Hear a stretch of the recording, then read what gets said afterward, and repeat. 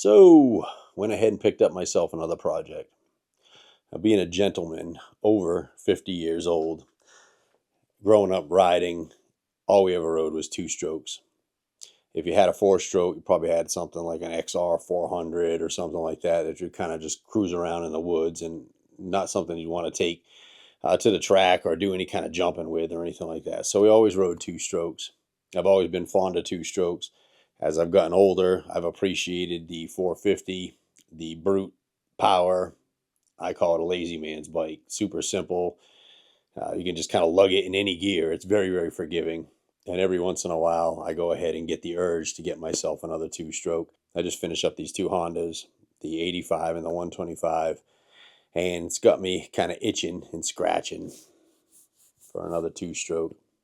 However, those small displacement bikes just don't do it for me. They're riders' bikes, and I just don't have the energy anymore to constantly be keeping this thing winding out and playing with the clutch and everything else. So I definitely want a two-stroke. I want to get back into a 250. So picked up this 2006 YZ250 for what I negotiated online without seeing it. I thought was a pretty good price. And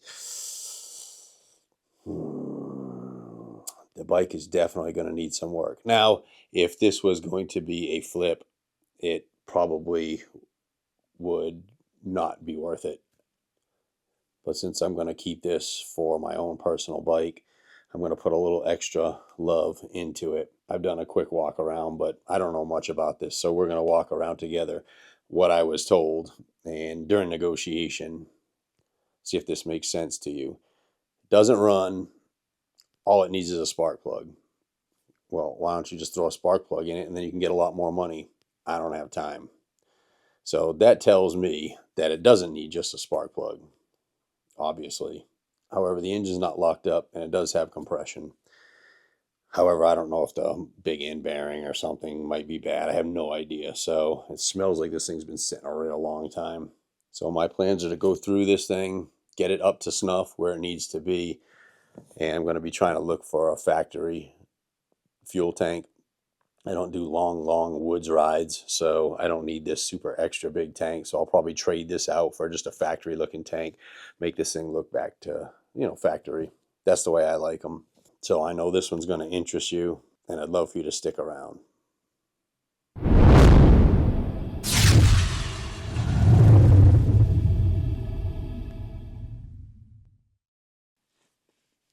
So the front tire is not bad.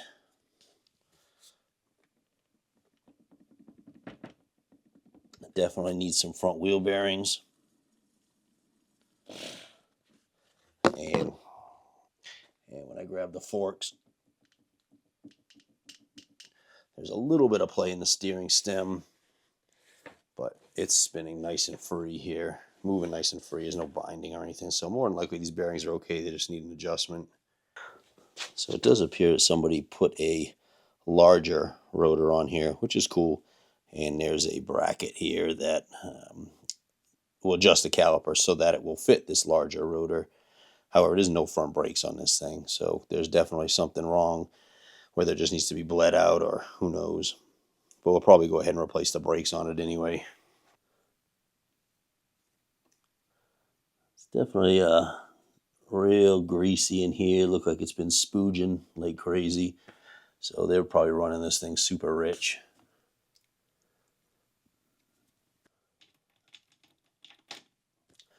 I think rebuilding the carburetor is going to be a no-brainer on this thing. I'm going to go ahead and replace the front sprocket. The sprocket looks like the teeth are kind of bent over a little bit. The chain doesn't have a lot of play, and the rear sprocket actually looks like it's in pretty good shape, so we'll be all right there. No play in the rear wheel bearings. Tires definitely been spun off here. The plastics are not bolted down and damaged. The old zip tie fasteners. So we'll go ahead and replace all the plastic. Seat's in good shape. Looks like the tire's been rubbing on the exhaust, so that might need a little bit of tweaking. Rear brake pads look okay. We'll go ahead and replace the air filter as we do. And this doesn't seem like it mounts up here properly. I have to look into find out what's going on with that. But I'm planning on doing a restyle kit on this, and it does come with this airbox assembly, I believe. So should be able to get that to work properly.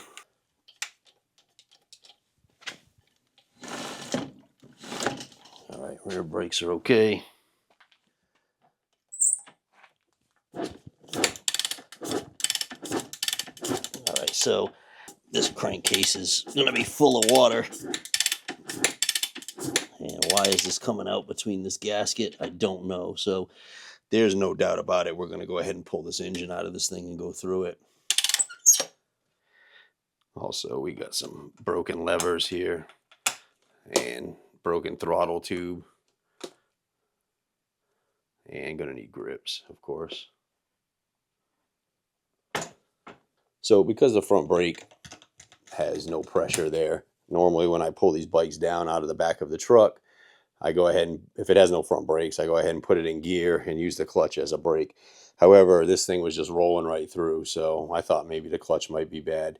But looking at the side case, it says recluse on it. So I'm almost positive at this point now that somebody's got an auto clutch in this thing. I don't like it. So I'm probably going to have to replace that in the future. We'll take a look at it when we pull this engine out and see kind of what kind of condition it is. But I'm not a big fan of the recluse clutch. I like to have a clutch. And I know you can use the clutch on these things, but it's just not for me. Maybe I can sell it and recoup some of my money.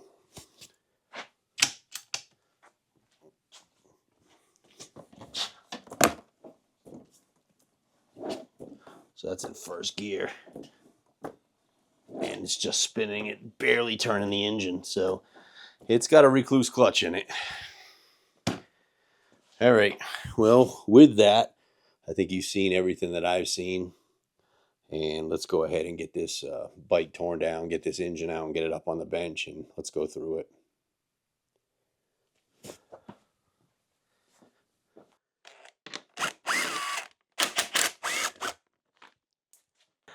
I gotta go get the right wrench for this.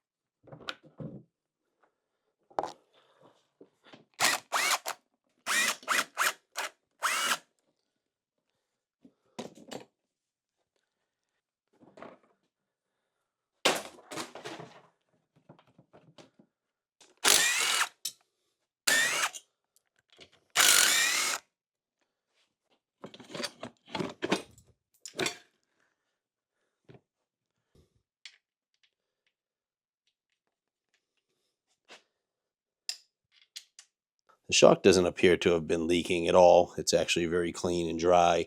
It's a little bit soft, so we'll probably go ahead and just service it, change the fluid out in it. It's got a little bit of play in the shock linkage.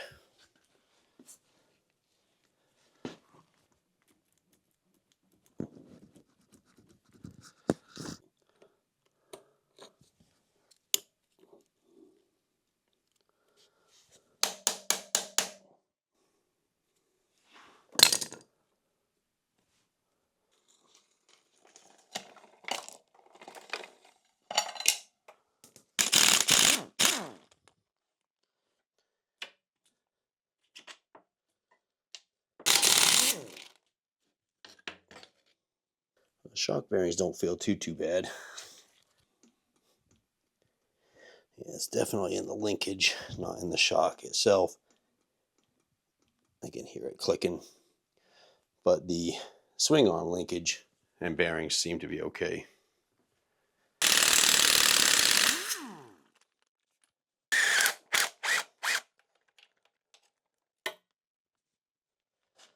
Missing that return spring. sure I've got one lying around here somewheres.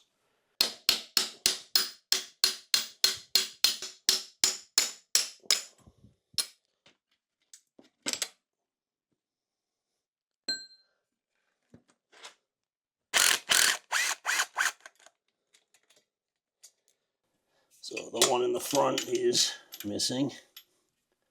I have to mental note that one out.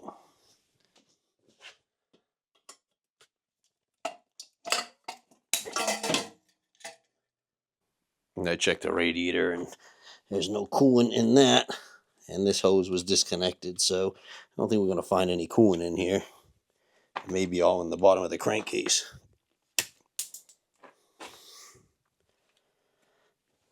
We'll go ahead and pull the spark plug, check to see if this thing has spark.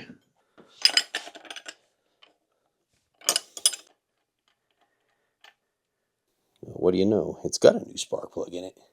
Shocker, it didn't run. See if this thing's going to spray water everywhere. No. Definitely got compression.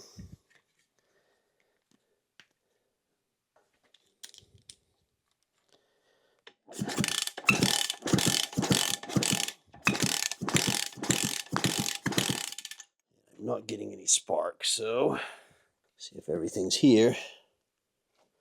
We've got a CDI, we've got an ignition coil. Looks like everything's plugged in. We're gonna have to do some ignition diagnosis on this as well. I done told you, sometimes you buy stuff and it's a lot worse off than you think. I'm gonna go ahead and disconnect the kill switch just to make sure it's not shorted out. Okay, still no spark.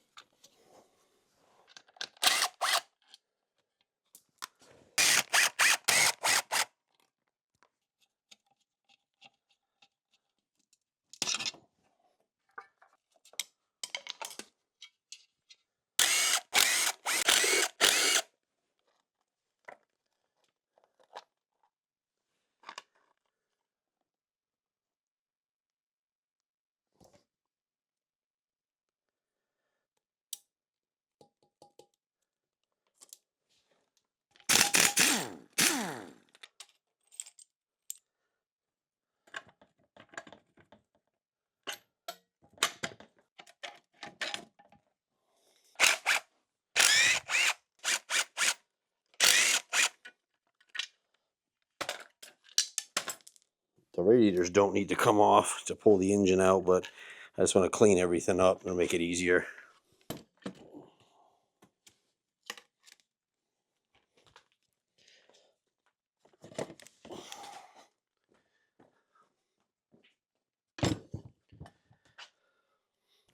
Let me go ahead and blow off the yard debris.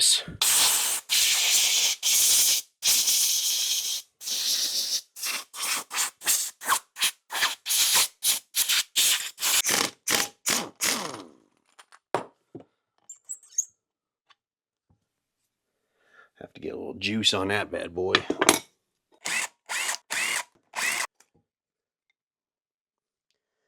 All right. Cylinder nut just hanging in the wind. Somebody's probably dug into this.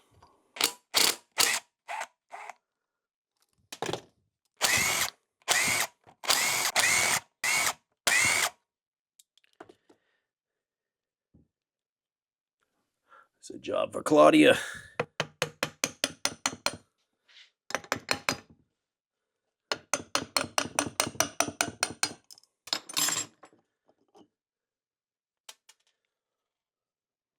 Well, head's in really good shape. The O-rings that were in here are basically now hard plastic. we're going to have to replace those. I can't get away with using them again.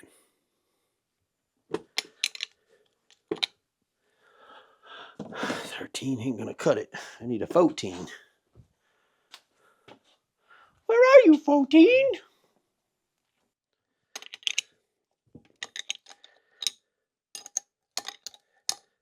So I told this guy when I was negotiating with him on the phone that he said it only needed a spark plug. I said, well, I'll tell you what. Yeah, I'm going to come over there with a spark plug. If I put it in and it starts, I'll give you what you're asking. If I put it and it doesn't start, then you're going to have to give it to me for what I want. He was like, nah, which I expected.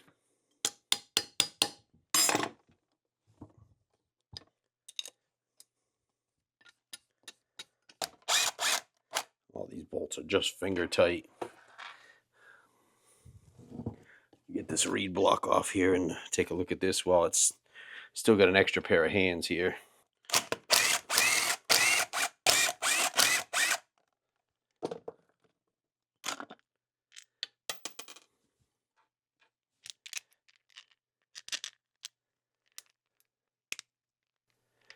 The manifold itself looks good. I don't see any cracks or any damage in there.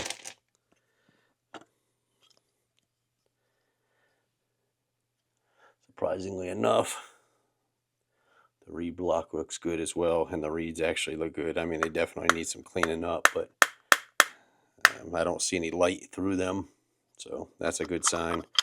Can reuse. Let's tap the cylinder off.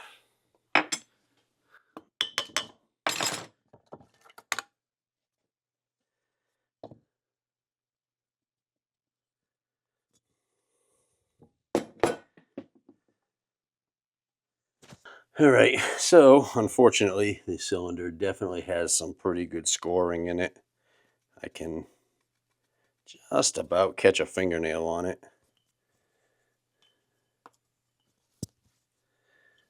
But it does look like the Nicosil coating is damaged, so we will have to send this cylinder out and get it replated, which means fresh top end here.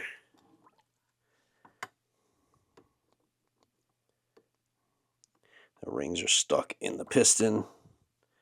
Top ring is totally stuck in there. Bottom ring is partially stuck in there.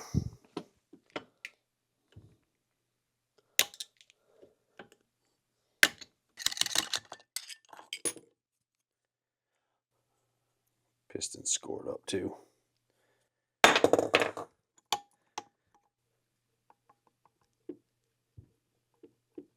There is no up and down play.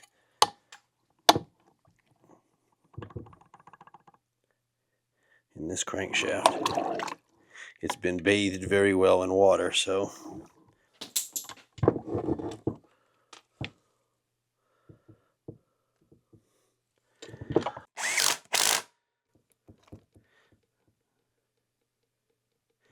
it tightens up. I guess that'll save me 20 bucks on a shift lever.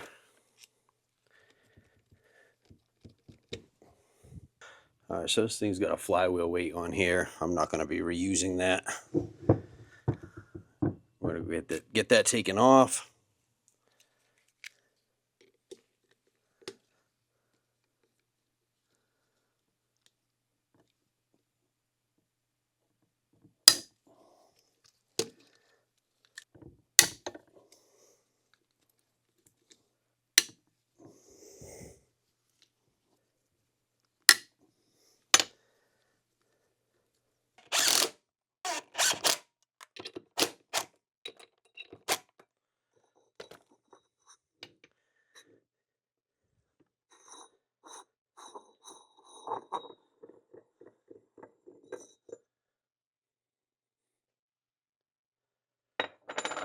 Normally I like to put a cap on the end of this crankshaft to protect the threads, but I don't have one that size.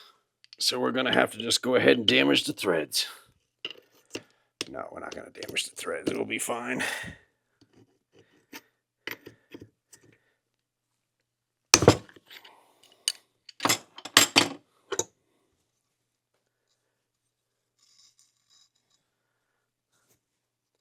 A lot of rusty, dusty.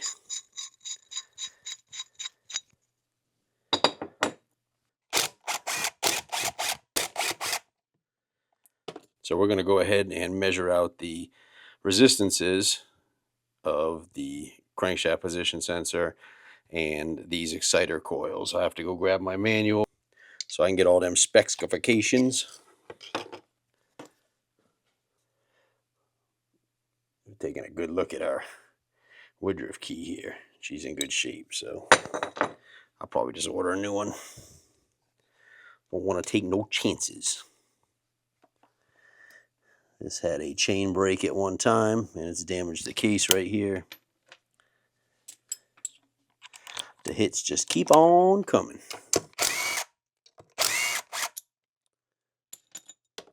Let's take a look, see if we got any oil in the transmission. It's just about stripped out. We'll get a new one of those as well.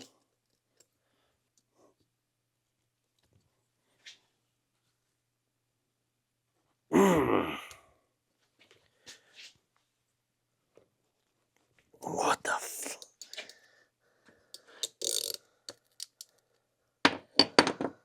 Well, we'll deal with that when we get the cases apart then.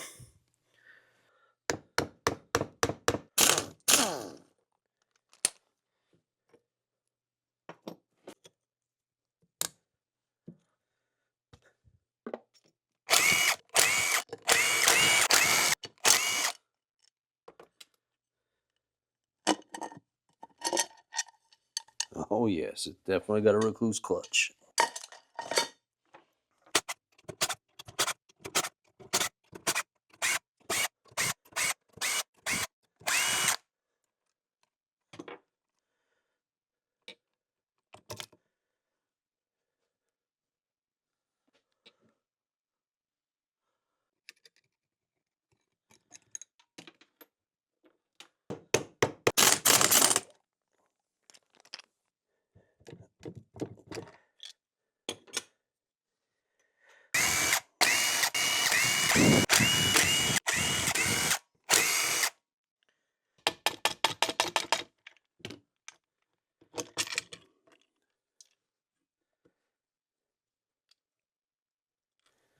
Inside of the case looks good.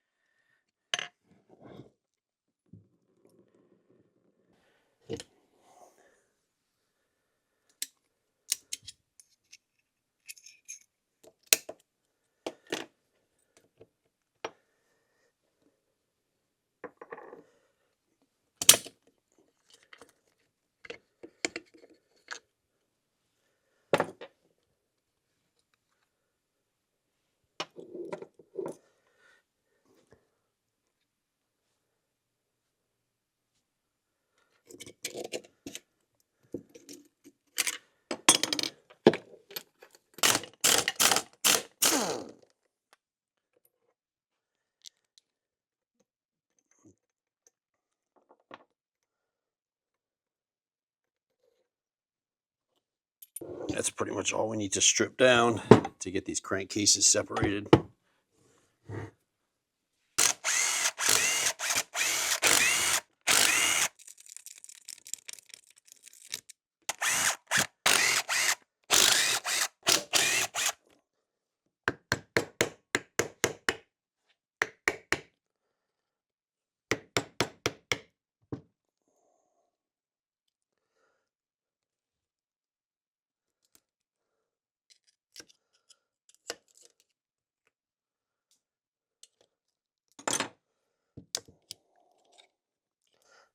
You see what happened here? Chain slipped, whacked the case.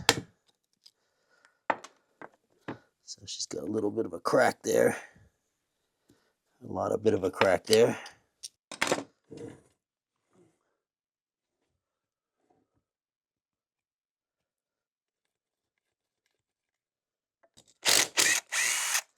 One more down here at the bottom. I didn't almost missed it.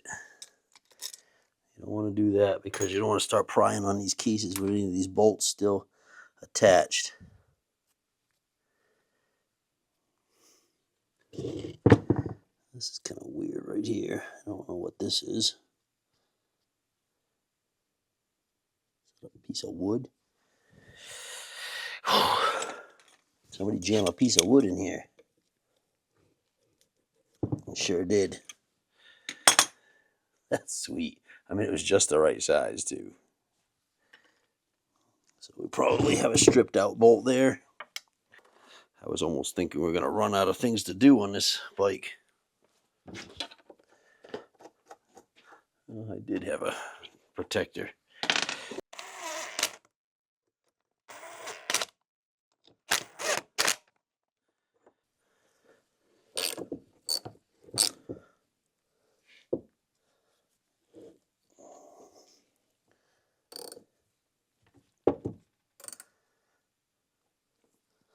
Double check one more time, make sure I got all the bolts.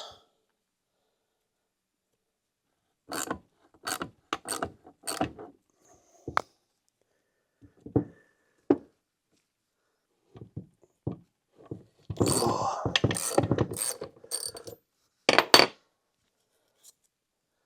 She ain't moving. See any more bolts in here?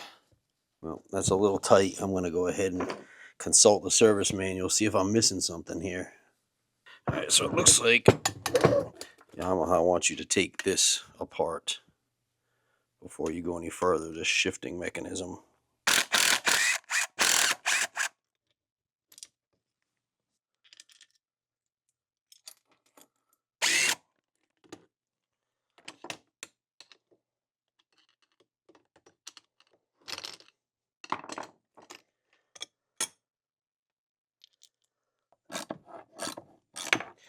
I had all the bolts out, but this thing was just a little touchy-watchy. Whatever they used to glue this together was permanent glue, I believe.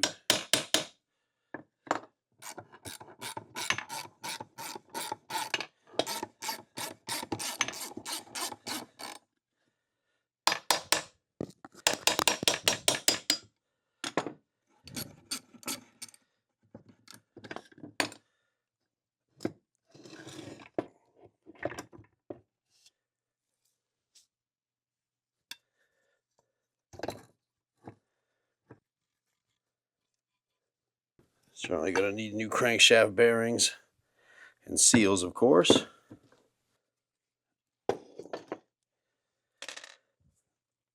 That crankshaft's going to be stuck in there. Go ahead and get this transmission out of here for now.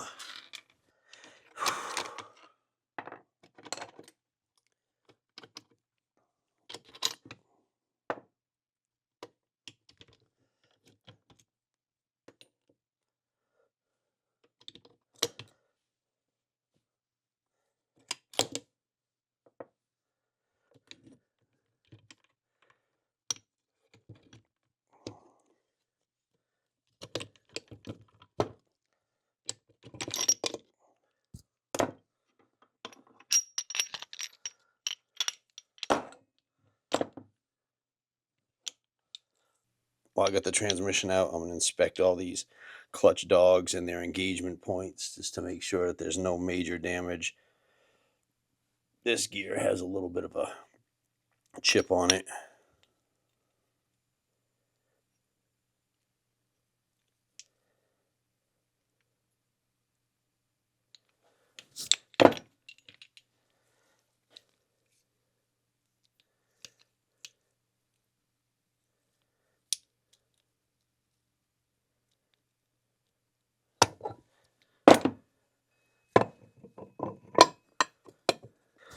This crankshaft stuck in the bearings pretty good, so we're going to have to push it out on this side as well.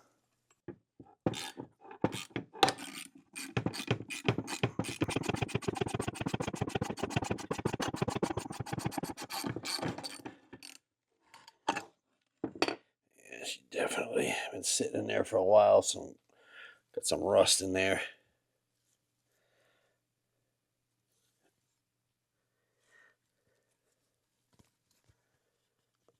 That bearing's frozen up.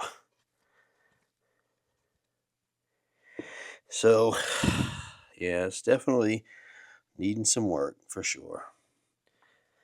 All right, let me mull this over and decide what we're going to do. All right, I want to go ahead and get started on checking these electrical components to find out why we don't have spark. I've downloaded and printed out the pages from emmanualonline.com for this model. This is going to give me all of the testing procedures and specs that I need to go by for checking this out. So first thing I'm looking at here is my magneto, and it's going to be my pickup coil or crankshaft position sensor and the charging coils. There's 2 charging coils in here. So we're going to go ahead and test the resistances. Now, first thing I'm looking at is, because this thing was sitting outside or something like that, there's actually quite a bit of corrosion in these plugs, and that's a potential problem here when you're talking about very, very small resistances. Any resistance whatsoever is going to add to the problem. So we're going to definitely clean up all these connections, but let's go ahead and see if we can get some kind of readings here. We're going to start off on the horseshoe. This is going to be ohms or resistance reading. And the first thing we're going to look at is our pickup coil. Now, all these tests are meant to be done right around 68 degrees Fahrenheit, 20 degrees Celsius. And we're looking at a reading between 248 and 372 ohms. And what we're looking for is going to be the white with red as our positive, and then the white with blue is going to be our negative. So these 2 end connections. Now, these things are super fat, so be careful, don't jam them in there, because if you spread any of these connectors, then you're also going to have a loose connection. So we're just touching them. And we have 290.9. So that definitely falls within spec for the pickup coil resistance. Let's go ahead and check the charging coil number 1. 720 ohms to 1080 ohms. Same temperature. Probably going to be these middle 2 connections. It's hard to even see the wire colors in here.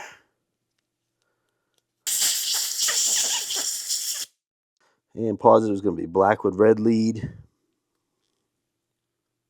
And negative will be the black lead. And this is the one that has a lot of corrosion on it.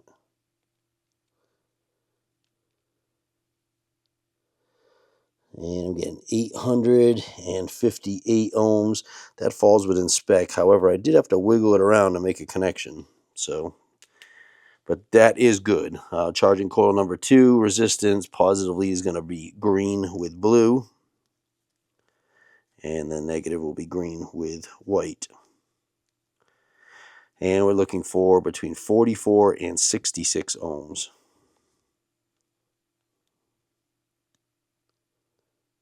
So that falls within spec as well. So this actually is good, the stator. Now, you can see it's filthy. This thing's been sitting in water and everything else. So I want to clean this. Well, the thing that I want to do to clean this is not use anything that will damage the coatings on these coils. In other words, like starting fluid or brake cleaner, gasoline, doing any kind of electronics cleaning. You want to use like isopropyl alcohol, and that'll do a good job of getting this all cleaned up. Next, let's go ahead and check our ignition coil. The ignition coil has 2 separate coils in there. You got a primary coil, which is going to be the low voltage input, relatively speaking, as compared to the secondary voltage, which, you know, could be in the tens of thousands of volts to make the spark jump. So we're going to check the primary first, and we're looking for between 0.2 to 0.3 ohms. All right, now that I've got the right range here, I've got a 0.7 ohms, which is a little high, but again, this is very fine measurement, so it could be in my wiring or even in my test leads.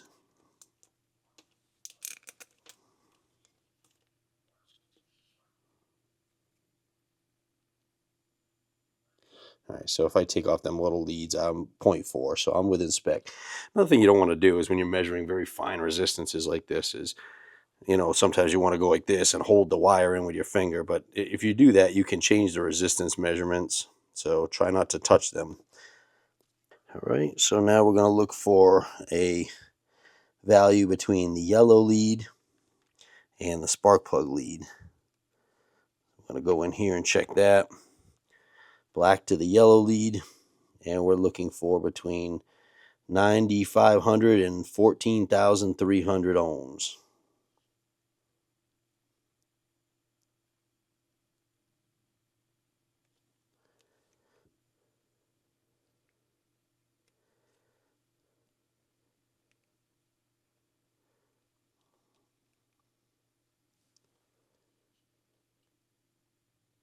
I'm not getting anything. Now, sometimes you gotta unscrew these things and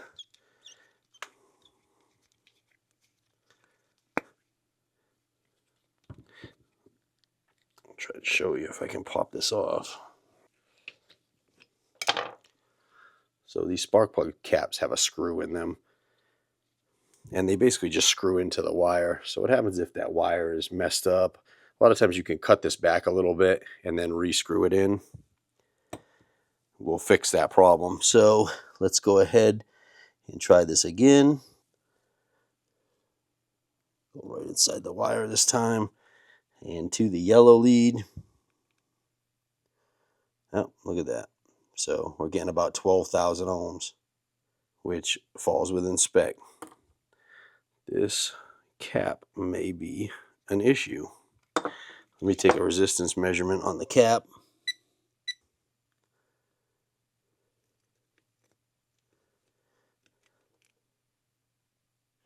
Well, there's our ignition problem right here. So technically, should be a direct connection right through. I should have like 0 ohms. And I'm not getting anything at all. So this more than likely is going to be our issue. We have a bad spark plug cap. That's easy fix. So unfortunately, I can't do a spark test again now with this cap off. I could probably just put this close to the head and make sure I got spark, but of course the engine's apart, so can't do that. If your ignition coil is good and your stator is good, and then obviously all your connections are good, you're going to have a bad CDI. It's just a process of elimination, and there's no way to test a CDI. The only way they want you to do it is just substitute it with a known good one. That's going to be right from the manual. So I'm very confident that this is going to be our problem, and this is probably the cheapest part that you can get, so I'll take it.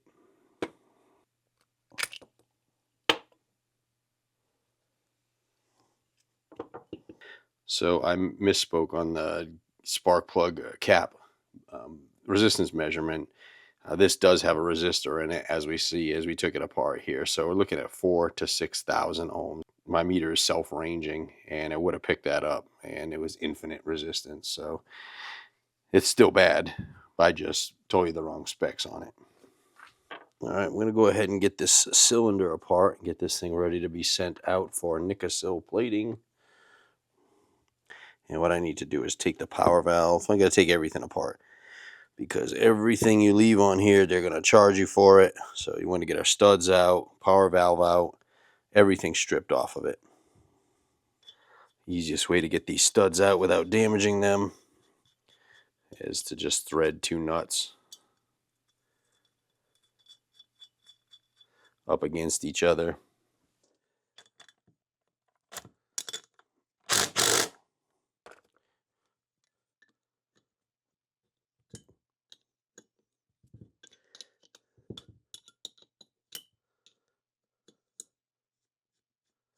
You just go ahead and do that for the rest of them.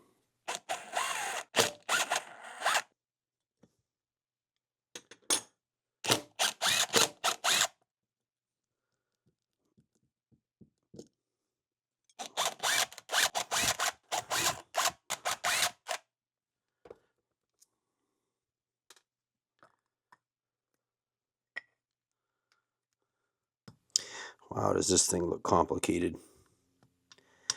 I am certainly going to refer to the service manual so that I take this apart and put it back together correctly. Alright, so got the power valve all out and disassembled. I had to take my time. It's a little complicated looking at it, but it's actually pretty easy coming out. It'll be pretty easy going back together, and I'll show you guys how to put it back together rather than take it apart, because I was kind of taking my time. Didn't want to bore you. I'm going to scrape some of this old plastic, which used to be rubber, gasket out of here, and we'll get ready to get this thing sent off to Power Seal. Now, there's 4 different cylinder sizes. I'll touch base on this real quick on these YZs, and there's 4 different piston sizes. Unfortunately, they're supposed to be stamped right up here, right above the power valve, according to the service manual. I do not see a stamp in here one way or the other. However, it's really not going to matter which size piston I get. They're pretty close, and I'm sending this off to be recoated, so I'm going to send the piston with it, and they'll fit the cylinder to the piston perfectly. So just to keep in mind, if you ever have to order a piston for one of these things, otherwise you need to measure the bore, and they give you the different sizes of pistons that will fit in that bore. And then for some reason they use color coding. All right, I went ahead and did a clean on this case. We're going to get ready to weld this hole up here. And what I ended up doing was machining a steel rod here that I can insert, and I can weld around it, and hopefully, because the steel melts at a higher temperature than the aluminum, it won't weld this thing together. Maybe it's an ingenious idea, maybe it's stupid, I have no idea, but I am very new to this aluminum welding, but this is what I'm going to do to keep this weld from falling inside. Give it a last minute clean here with a stainless steel wire brush. Go ahead and warm this aluminum up with my torch. All right, let's give this a shot here.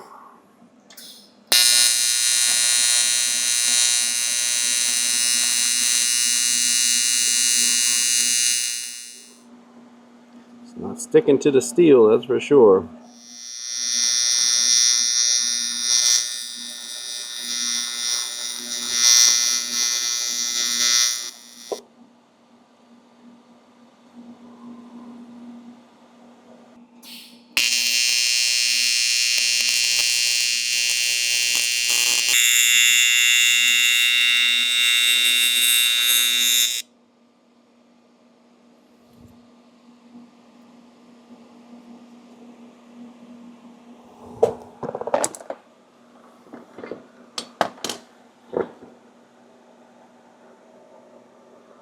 Alright, well, that's certainly not pretty. I think once I grind it down, it'll be alright. I'm going to spray some soap on it and kind of blow some air through it and make sure that that's not leaking. Definitely need some more practice with the old TIG welder.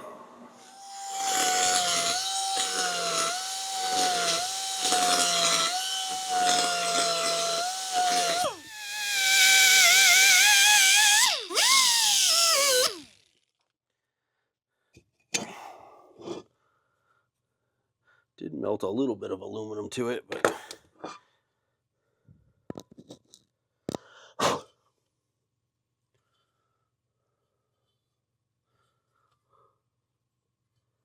it's definitely not the prettiest thing in the world, but it certainly looks better than all that JB weld. And of course I could probably take more time and clean this up, and I may have to add a little bit more weld to it. So let's check to see if we got any leaks. I'll spray this down with some soapy water.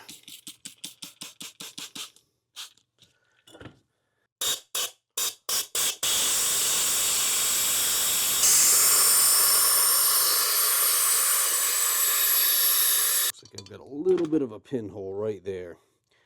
And there's 2 ways I could go about this. I could just hit this with a little bit of JB weld and call it a day, or I could just dab a little bit more weld in there, and I think that's what I'm going to do.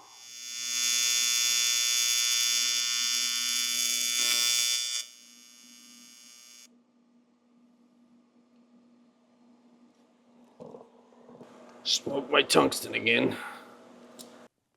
So I just got a big old box of goodies from Rocky Mountain.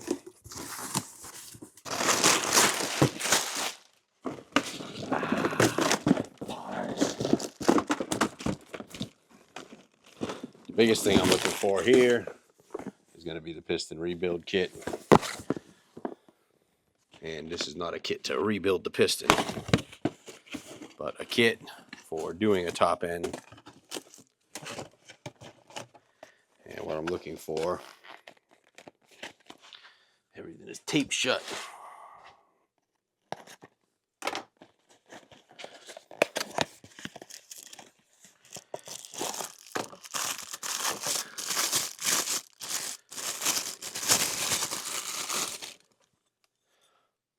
New factory piston, which will work for me. And this kit's pretty inexpensive here. It comes with top end gaskets, the piston, of course, wrist pin bearing, new set of piston ring, goods, and then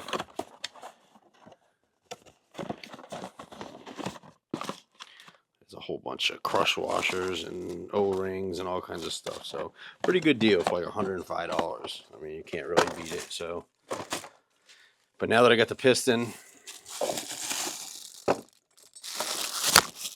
I'm going to send that and my cylinder off to Power Seal and let them work their magic.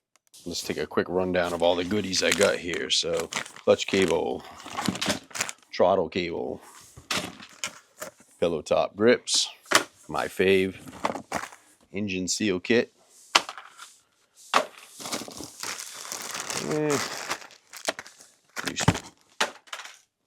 gotta have a new spark plug for a new build, crankshaft, flywheel nut, since we are not using that flywheel weight, we're not reusing it, new drain plug, which I was able to get out of that other crankcase, by the way, throttle tube, front brake pads. These Neutron brake pads are pretty cheap, but you know, sometimes I have really good luck with them and sometimes they're terrible. Like sometimes they have no grip whatsoever, but I threw a set of these on my 20 and this thing will send you over the bars. It's crazy. Carb rebuild kit, fork seals, air filter, another spark plug, just in case we burn one up. Exhaust mount that's missing. Bearings, say it's probably front wheel bearings. Petcock or fuel cock. Rebuild kit. Oh, there's our spark plug cap. Test that for the resistance, make sure we're good. New clutch perch. Rim band for the new rear tire, which I already have a tire for it, so it saved me a little bit of money. One of the springs was damaged in the power valve assembly, so I went ahead and got that. This is a retainer screw for that clutch mechanism actuator arm. Wheel bearing seals for the front. Fork oil for doing the front fork rebuild. 3mm rear tube. I don't even mess around anymore. I go with the big dog. Top end gasket kit. Front sprocket. And this is a little spacer for that exhaust mount. And then more wrapping paper for the parting bikes. And then I have parts coming from eBay, which is going to be a body kit, body bolts, new levers, and other things. And I just did a little bit more research, and because of the time frame with Power Seal, I think like 5 weeks out, a turnaround time on doing a Nicocell replate on the cylinder. I don't really want to wait that long. Not that it's riding season around here, it's just too hot. It's boating season right now, but I just want to get this project done, and I just ended up buying a brand new cylinder, genuine OEM Yamaha cylinder from Japan, directly from Japan, and it's pretty fast. Within a week I'll have it.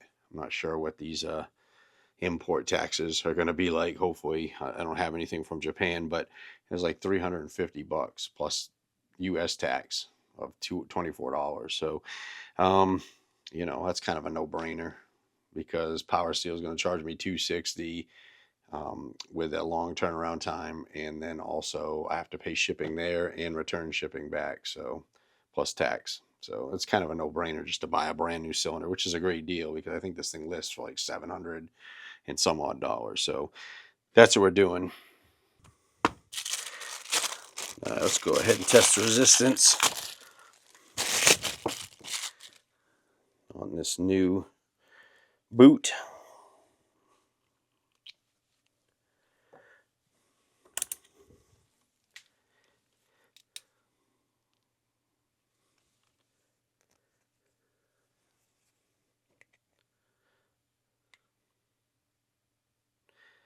And there we go, about 5,671 ohms.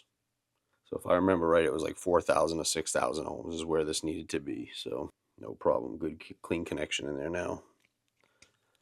So whilst I'm waiting again for parts, I'm going to get all these cases and everything cleaned up. I also decided with this recluse clutch, I'm just going to throw it back in the bike for now. See if it grows on me a little bit. If not, I will pull that out. And the great thing about it is that this kit bolts right in with your factory clutch basket. So you're not replacing the clutch basket at all. However, you know, they're pretty expensive. This thing is like $1,200, I guess, list on Recluse's website.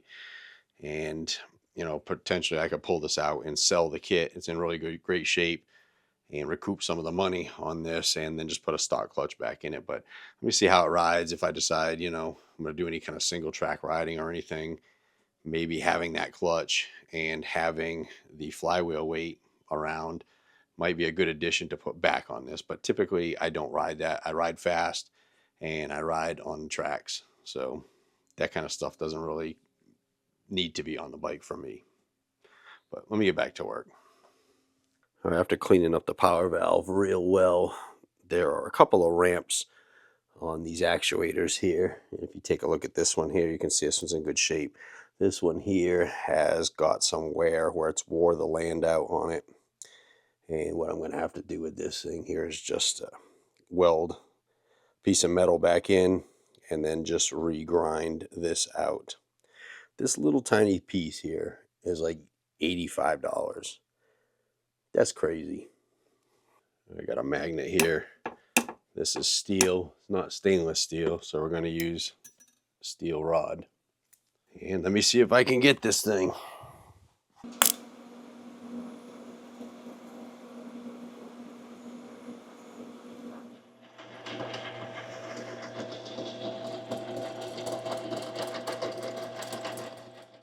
Alright, that thing is ugly as hell.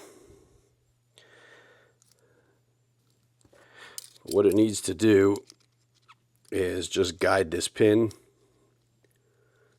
and that moves these arms in and out. And then these arms grab onto these little power valves here, which pull them in and out. Now, I'm certainly not showing this to you because I'm proud of it, because this is horrible. I'm probably going to have to go ahead and replace this, but I'm going to keep doing some searching, find out where I can get one at a little bit better price. Now, let's do the machine shop work to the cylinder head.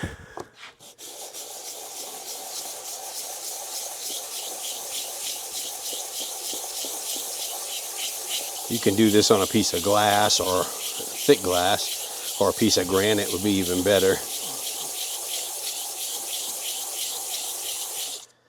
Just to make sure it's perfectly flat. We want a perfectly flat surface. This is a 220 grit. You can go up to 320, 400, 1,000, whatever you want to go to. I usually am okay at 220.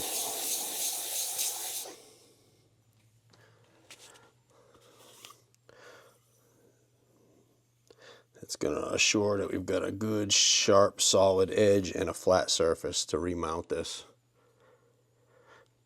Because as you remember, the O-rings were melted in this thing And more than likely that means that this thing overheated at one time. So if there's any kind of minor warp in the head, we definitely want to get that out. All right, so my plan is to go right down to the frame with this thing. I'm going to strip everything off of it, get the frame cleaned up real well, get the forks ready to be rebuilt, get the rear suspension checked out, see what we need to replace there, if anything, and seeing if there's anything else that we notice along the way.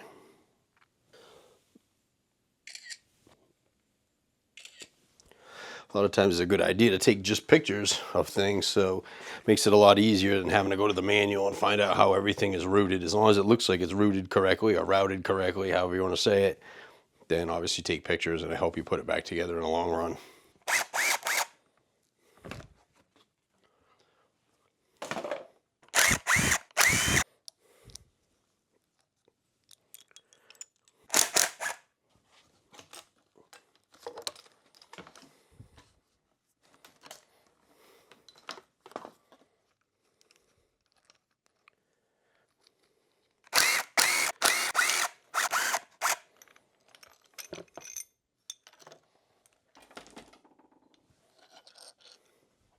Since my plan is to go ahead and do the fork seals on this thing, while they're still clamped in, I'm going to go ahead and loosen the top fork caps up, make it a lot easier once we get this on the bench.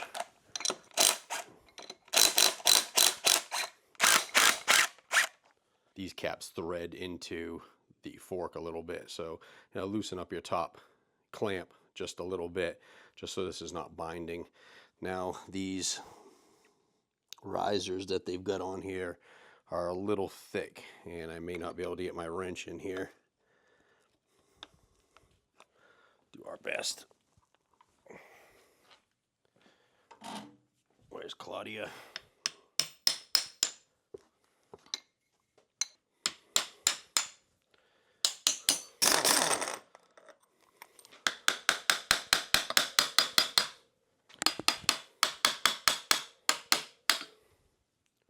I'm honestly not sure what this clamp is up here. If you guys know in the comments, let me know. Do I need it? Should I remove it?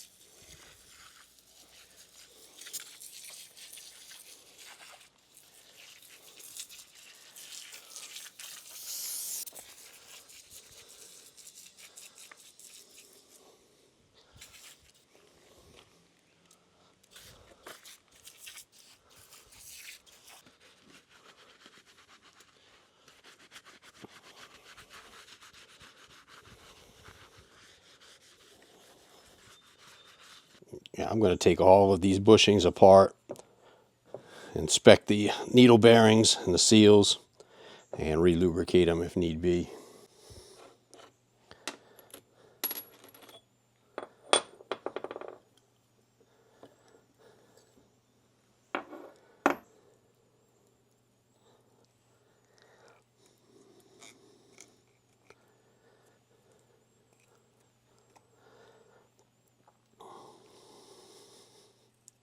Now you got to be careful in here. There's a bunch of very, very small needle bearings, and if they fall out, you're going to have a heck of a time.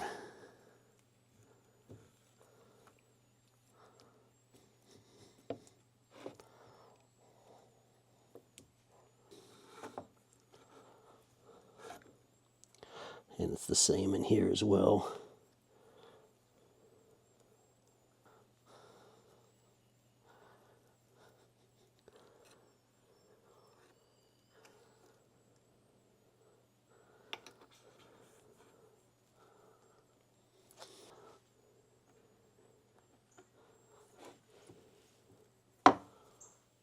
While I'm going through the swing arm, I'm going to go ahead and clean up our adjuster threads and put some anti-seize compound on it.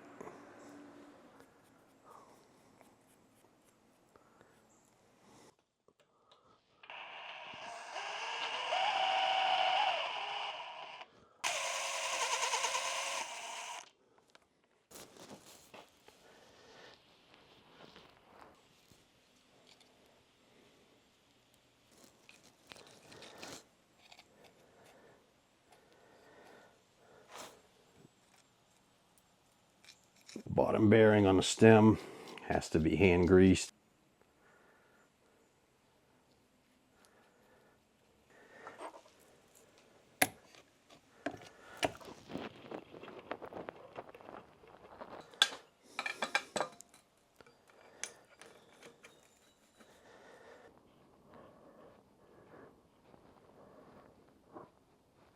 What I'm going to do here is just snug this nut up just enough so that there's no free play and it's not binding. We'll put the top one back on, but we're not going to tighten it up yet because these still have to spin independently to line these forks up.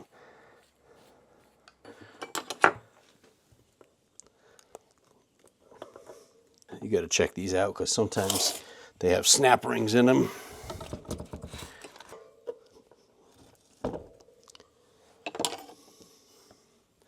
This one does not.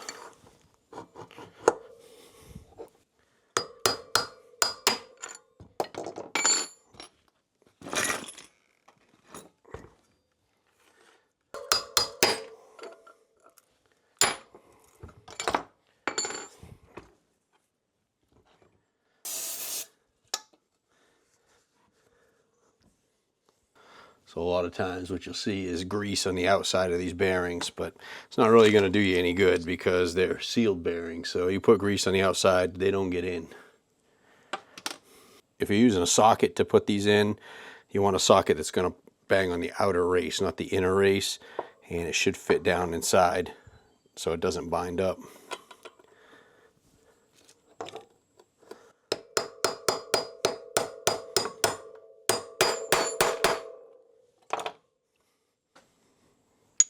And we'll go ahead and use a seal driver. This tool will drive the seal in straight and flat so it doesn't get warped as it goes in, and it will also set it to the proper depth, which is flush. So don't forget your inner spacer. If you do forget this, what will happen is the bolt will press against these inner races, damaging your bearings and binding up the wheel.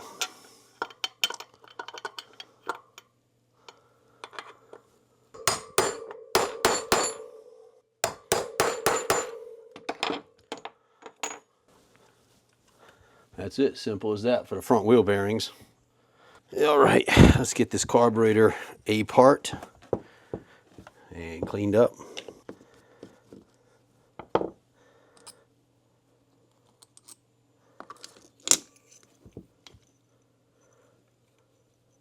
Now we pull this throttle position sensor off, we're going to know that we're going to have to reset that.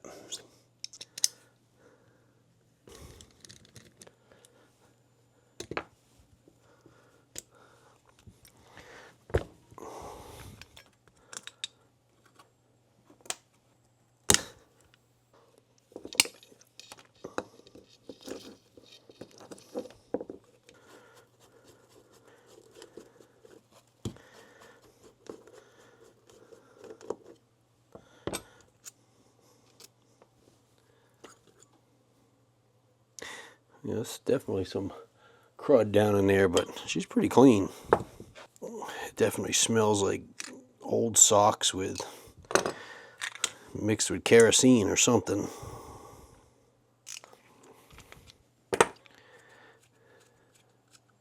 Let's see what we got in here for jetting.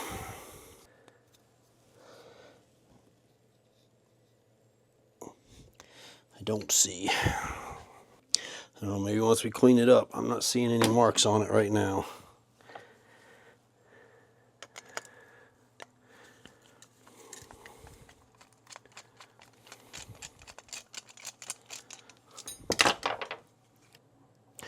Pilot is a 50. I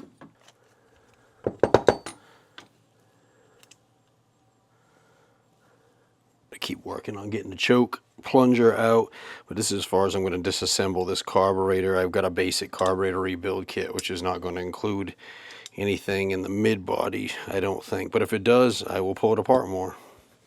Nope, so nothing mid body.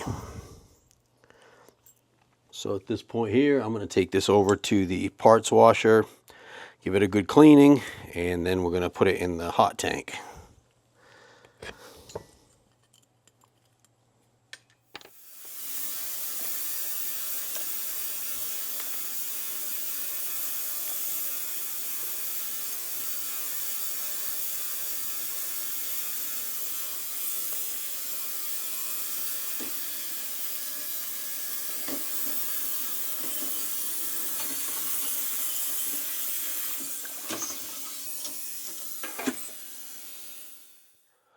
All right, carb came out good, and I was able to read my jets with a 178 main and a 50 pilot, and those are stock jets.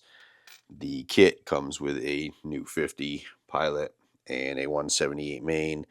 I'm not going to change the jetting. I'm going to go ahead and put the stock jetting in it and see how this thing runs. It does have an aftermarket pipe on it, so we may have to do a little bit of jetting, but we'll see how it goes.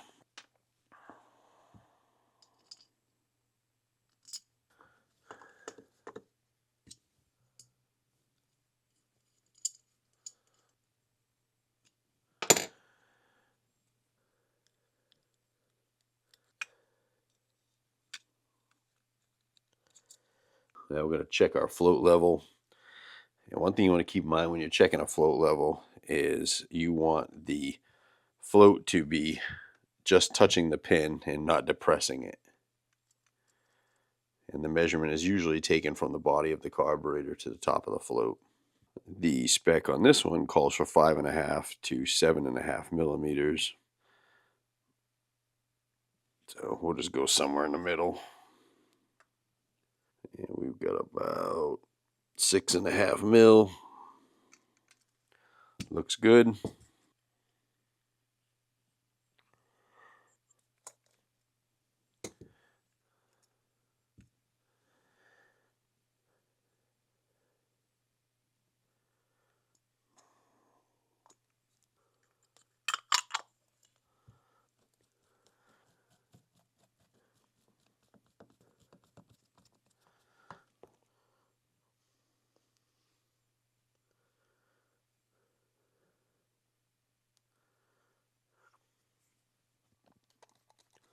I'm going to lightly bottom this and back it out about a turn and a half, and then we can do some adjustments from there.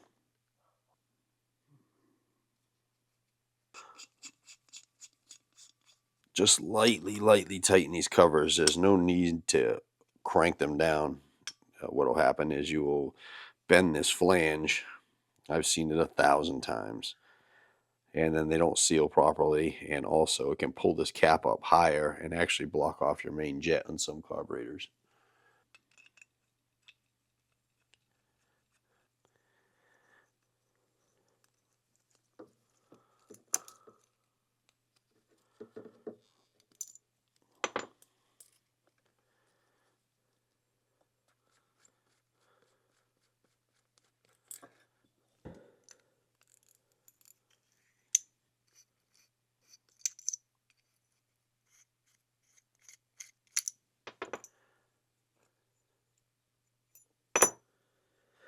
So factory, it's on the second notch down from the top, and I'm going to keep it that way.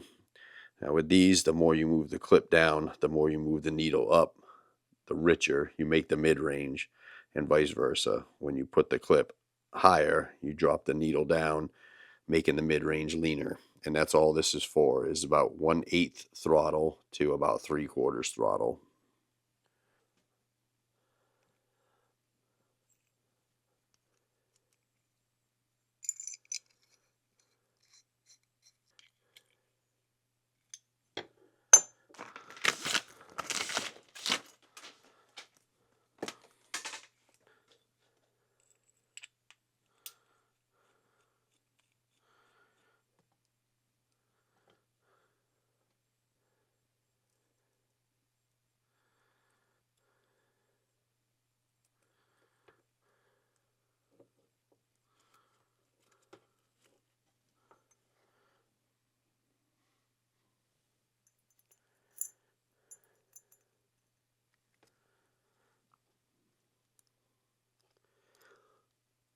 A little slot in that plastic. Make sure that that slides down into the slot in the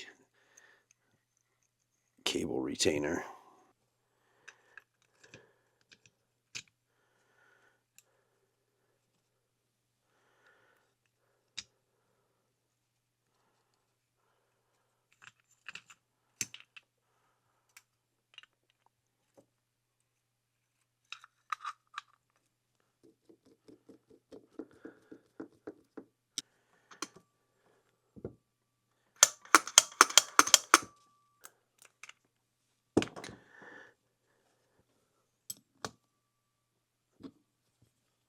Put a little dielectric grease on the O-ring, help it slide in easier and also help seal it.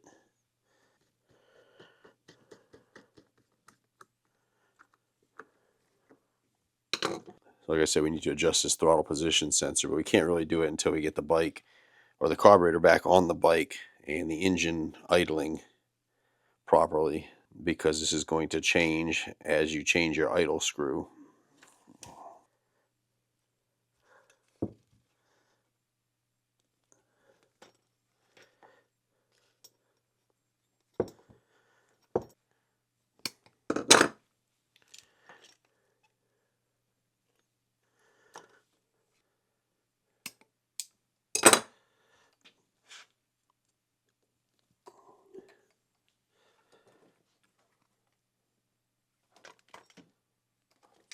I clean the forks up in the parts washer to get ready to disassemble them.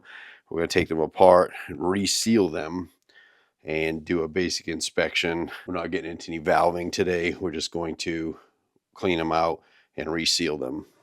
First thing I want to do is turn my clickers.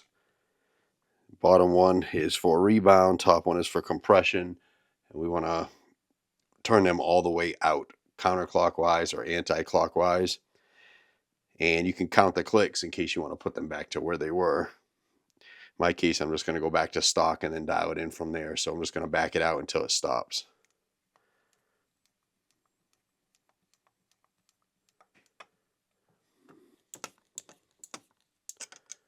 All right, so at this point here, this is why we broke these caps loose, because you'd have a hell of a time trying to get them off while this thing's on the bench with nothing holding it.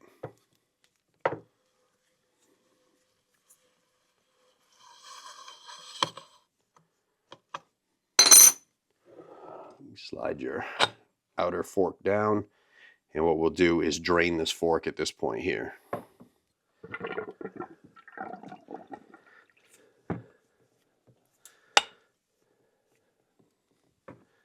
Next, we're going to be looking to get this nut off.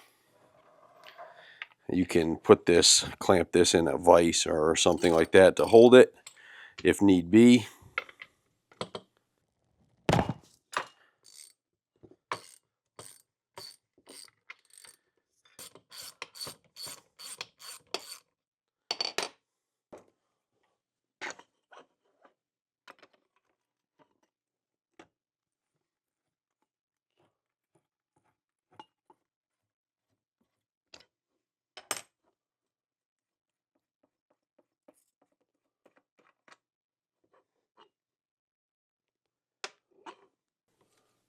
I have this push rod for the rebound dampener. Don't bend it. Very flimsy.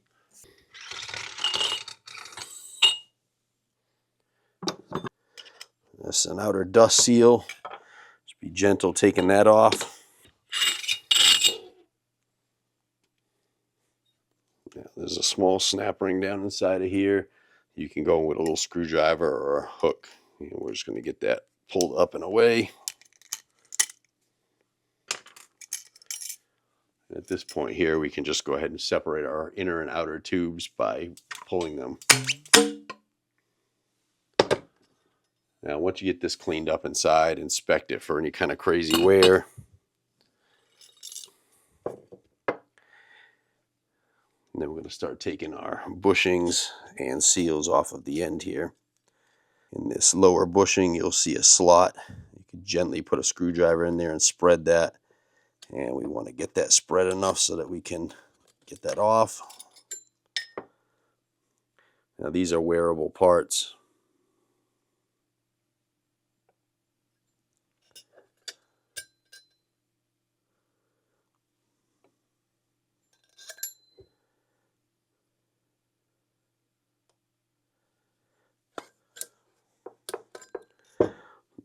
This here is your actual fork seal.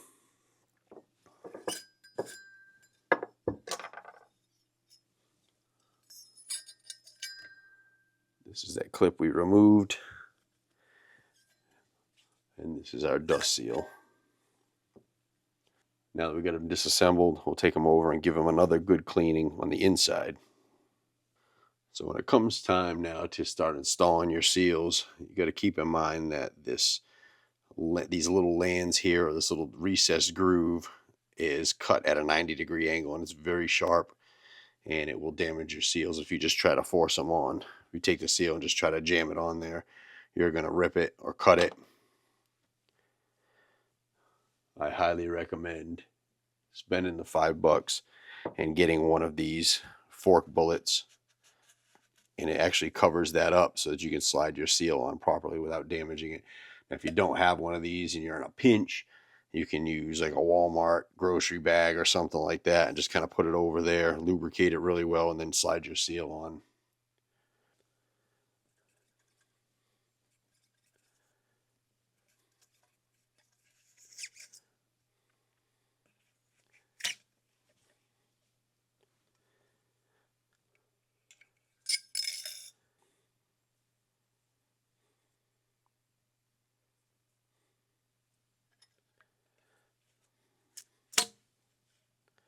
After you get the two seals on, you can pull your fork bullet back off.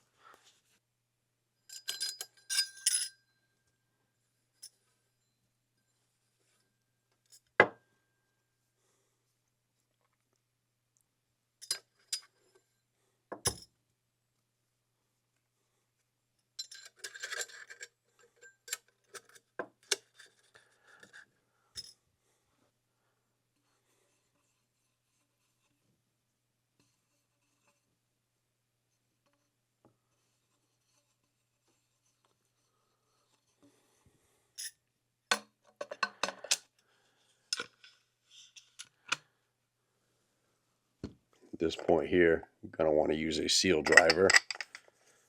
They do sell a universal one that actually works pretty good, but this is certainly easier to get one that's dedicated.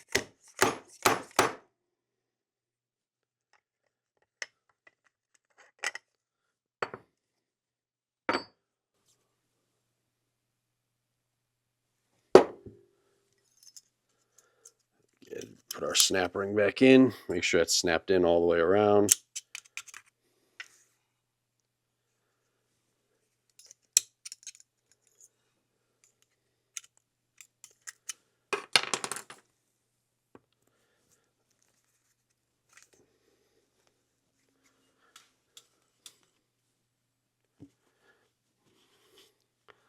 And that's basically a reseal. Now I'll go ahead and clean the valving so we can get the proper amount of oil in these forks.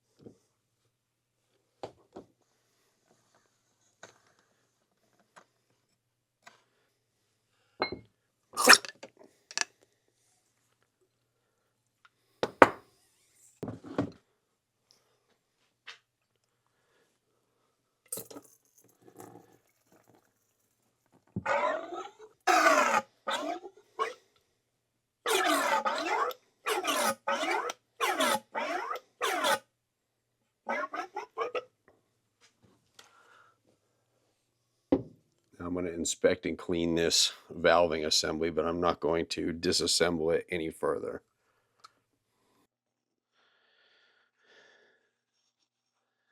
Our manual says about 6.7 fluid ounces, which is like 198 milliliters, something like that.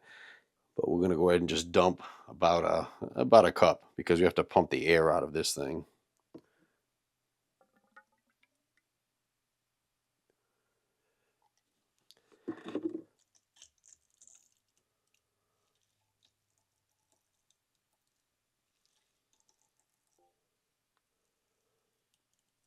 Slowly pump it up and down. Don't go any more than about 8 inches because you'll actually suck air in. And you'll be able to feel when there's no more air. It'll be nice and smooth. Once you got the air bled out, we'll fill the tube to about 145 to 148 millimeters below the top. And you can use a measuring tape or you can use a fork level tool.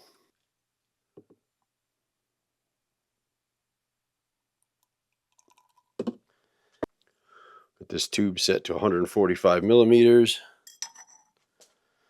Stab that down in there. We're just going to pull on this syringe and it'll pull out any excess fluid, getting us right to the proper level.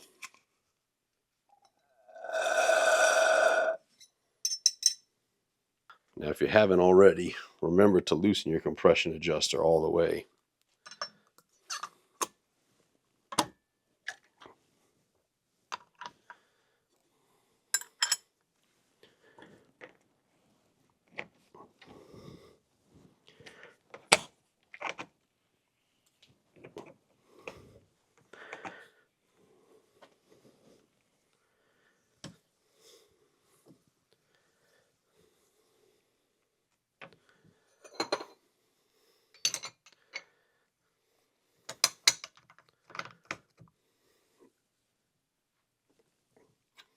Now, carefully, so we're not bending this rod, we want to pump this damper up and down fully 10 times.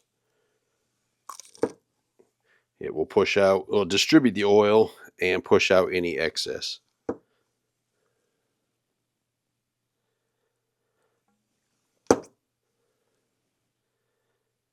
So on your piston rod, there's a lock nut. We want to make sure we have at least 16 millimeters of thread showing. You can just go ahead and show all the threads. And then once we put our upper cap on,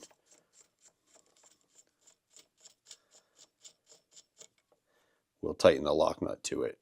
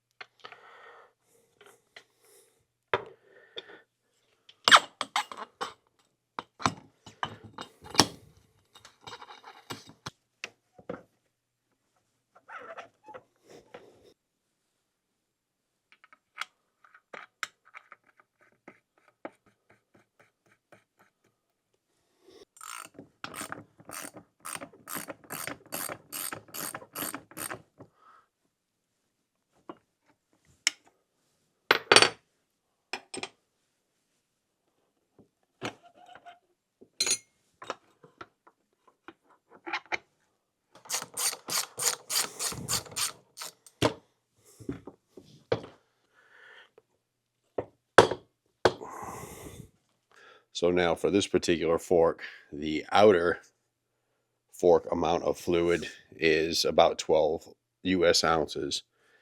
Obviously check your service manual for your particular machine.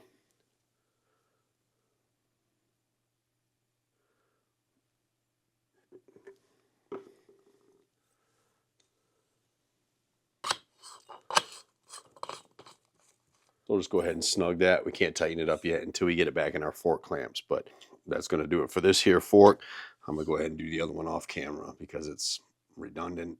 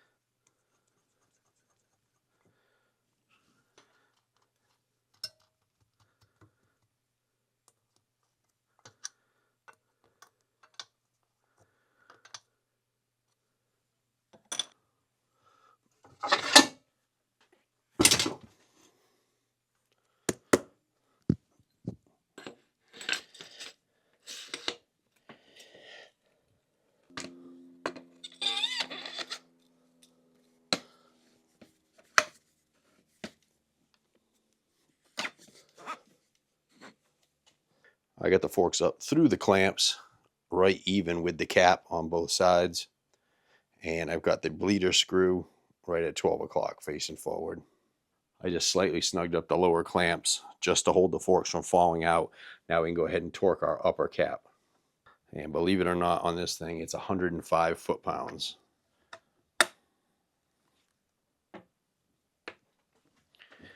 This is going to be tricky.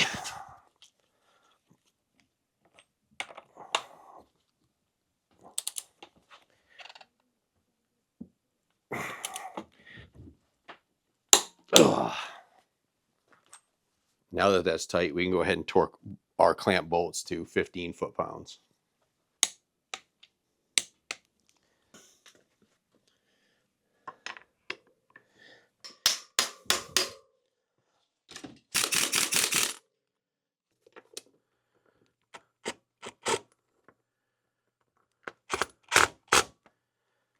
Yeah, screws are stripped out, pretty typical.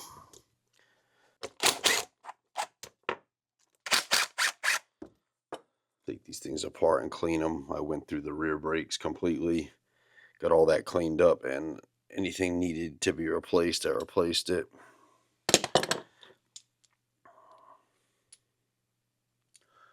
These screws are stripped out, which is sometimes normal, so we have to drill these out.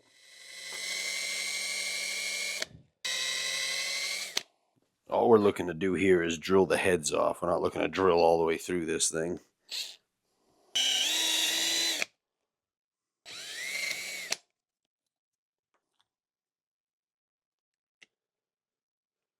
And hopefully you leave enough that you can grab and turn out.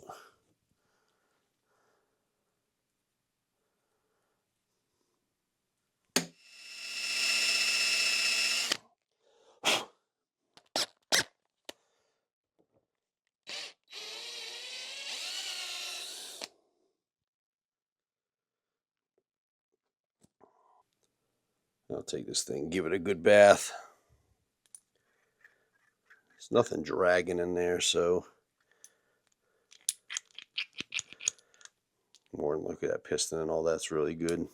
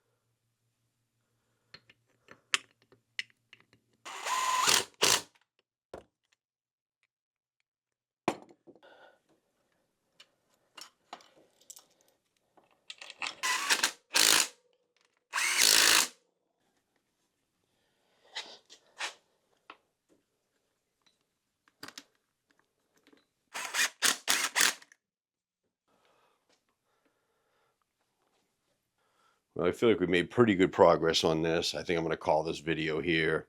Still waiting on a bunch of parts for it, including everything to build this engine. So hopefully you guys will stay tuned for next episode where we get this thing completely together.